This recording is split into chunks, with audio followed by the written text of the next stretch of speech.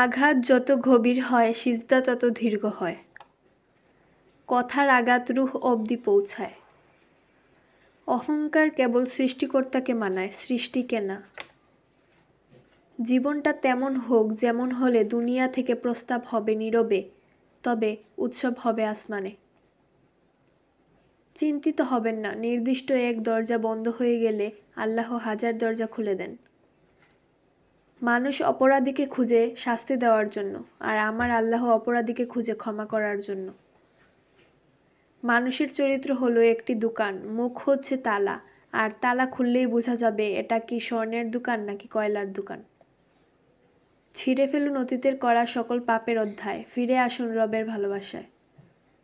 জ্ঞানী হও তবে অহংকারী হও না, ইবাদত করো তবে লোক দেখানোর উদ্দেশ্য করো না। ইয়া রব, আমি ছাড়া আপনার অনেক বান্দা আছে, কিন্তু আপনি ছাড়া আমার কেউ নেই। কষ্ট তোমাকে শেখাবে যে আল্লাহ ছাড়া তোমার আর কেউ নেই। তুমি জান্নাত চেও না, বরং তুমি দুনিয়াতে এমন কাজ করো যেন জান্নাত তোমাকে চায়। সবর হলো চোখ কাঁদবে, মন ভাঙবে, তবুও মুখ বলবে আলহামদুলিল্লাহ। ধৈর্যের রোদে পড়তে পড়তে একদিন ঠিকই প্রতিদানের বৃষ্টিতে ভিজে যাবেন ইনশাল্লাহ। ইয়া রব, আপনাকে আমার খুব প্রয়োজন, আমার সব কিছু এলোমেলো, একটু গুছানোর প্রয়োজন। হে আল্লাহ, একদিন অন্তরগুলোকে শান্তি দাও, যে অন্তরের খবর তুমি ছাড়া কেউ জানে না। ধৈর্য হারিও না, নিশ্চয়ই আল্লাহ তোমার যেন উত্তম কিছু রেখেছেন। যদি মন কাঁদে চলে যাব রবের দরবারে। অসুস্থ হলে বোঝা যায় সুস্থতা আল্লাহর কত বড় নিয়ামত।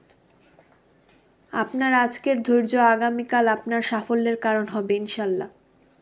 মানুষের জীবনে যে জিনিসটা সবচেয়ে বেশি প্রয়োজন তা হলো ধৈর্য। জীবন এখন কঠিন, কিন্তু আলহামদুলিল্লাহ আমি কখনো হারিনি, হয় জিতেছি না হয় শিখেছি। আপনার মৃত্যুর পর আপনার ব্যবহারটা কি মনে রাখা হবে। রবের প্রতি ভরসা করা মানুষগুলো একাকিত্ব অনুভব করে না। মিথ্যার রাজত্ব চিরকাল থাকে না, তবে সত্য সবসময় চিরস্থায়ী।